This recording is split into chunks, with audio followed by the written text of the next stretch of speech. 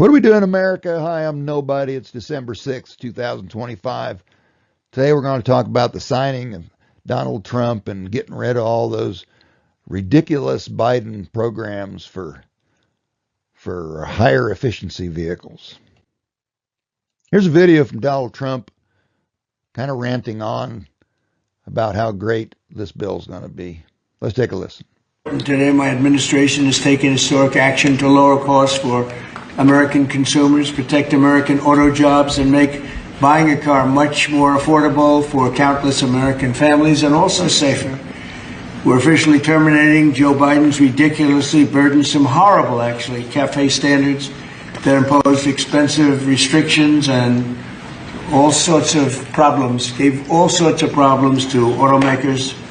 And we're not only talking about here, we're talking about outside of our country, because nobody could do it. Nobody wanted to do it, and it was ridiculous, very expensive.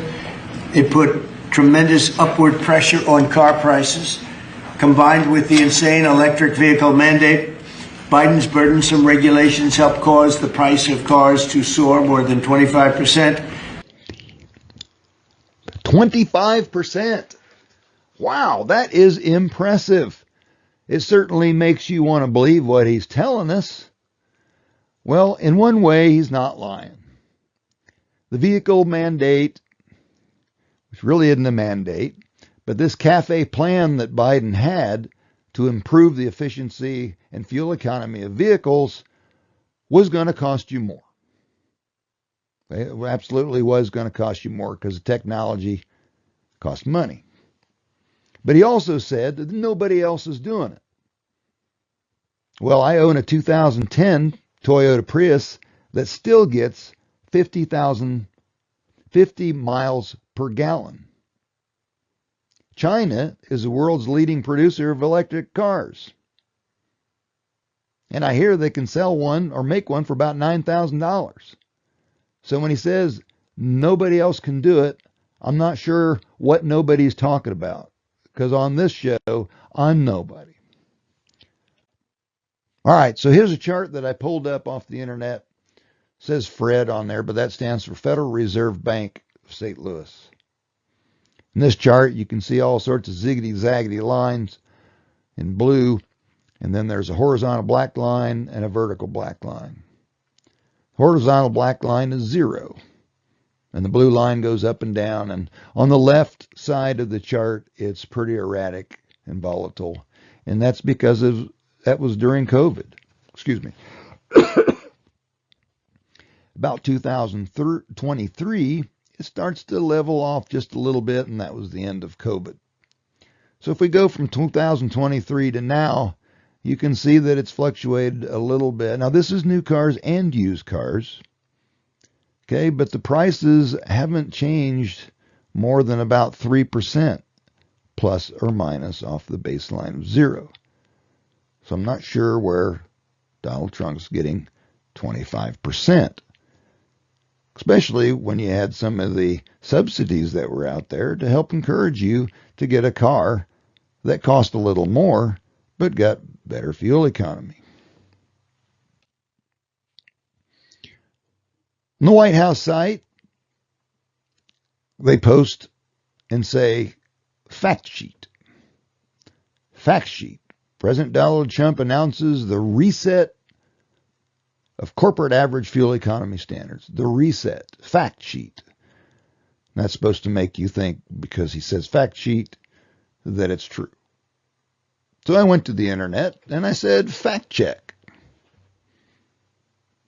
And let's see what it came up with. Fact checking the claim that Biden's CAFE standards raised vehicle costs shows mixed results. The Trump administration argues they would add $1,000 to new car by increasing EV focus. While experts point to other factors like supply chains and bigger vehicles as major cost drivers, with some studies finding no significant price hike linked to CAFE standards and noting lifetime fuel savings for customers. The core debate, whether stricter efficiency rules like Biden's force costlier tech, or if the savings from better mileage outweigh upfront costs. Experts suggesting the latter. If I was president, I would surround myself with experts and not a bunch of people who agree with me. Say, yes, sir, Mr. Trump, yes, sir. So some vehicles were excluded. They weren't even in the CAFE plan. And those are trucks, vans, SUVs. Okay, the larger sport utility vehicles. They're not even included in that. So what's left if you take those away? They're all mid-size and smaller cars.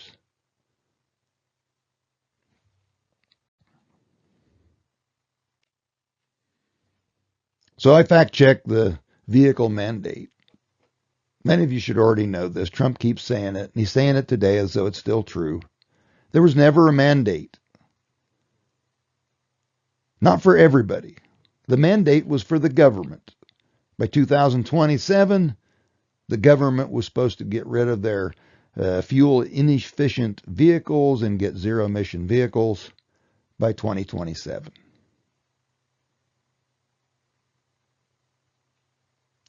So I'll read this. While political opponents often referred to the Biden administration's policies as an EV mandate, fact checkers generally concluded that this was a mischaracterization of the federal approach. Or you could say misinformation. The policies created market conditions and regulatory pressure points aimed at encouraging a shift in the auto industry, but did not mandate consumer purchases.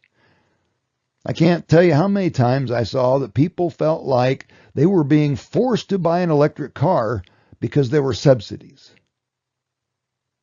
Well, the subsidies were to get people to buy higher efficiency cars because they did cost a little bit more. But then there would be saving throughout the years in fuel. And we'll take a look at that.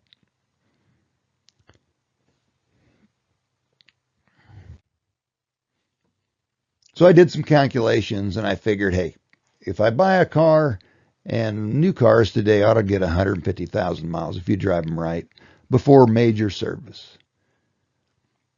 You know, you can change the brakes, change the oil yourself, and not pay somebody else to do it, and then you don't have a bunch of big expenses. But at 20 miles per gallon, 150,000 miles, $3 per gallon for fuel, which I know is a little higher than what it is right now, at least in Indiana. But let's just use $3 for easy math. The lifetime fuel cost for 150,000 miles is $22,500. My dad bought my mom a 1974 Chevy Impala. V8 engine, power steering, air conditioning, and we were lucky to get 14 miles per gallon out of that thing. 14 miles per gallon. This is in the 70s. That car cost $4,800 brand spanking new. Yet it cost almost $30,000 in fuel at today's prices. Okay, back then it was $1 a gallon. So it only cost $10,000 in fuel for a $4,800 car. Let's look at 30 miles per gallon. That's 2 lines down. I went by fives, listed these out. Lifetime fuel cost $15,000. So just by making a ridiculous mandate of higher fuel efficient cars from 20 miles per gallon to 30 miles per gallon would save you $7,500 in fuel. And according to Donald Trump and his administration, that car is going to cost you $1,000 more. So if you do math like I do, $7,000 is a lot bigger than $1,000, and it seems like it's a better deal to have higher fuel economy. I got a Prius 2010, 50 miles to the gallon. So I'm all the way down there on the bottom line, lifetime fuel costs, and I'm over 50,000 now, so I'm still saving money. Lifetime fuel costs $9,000.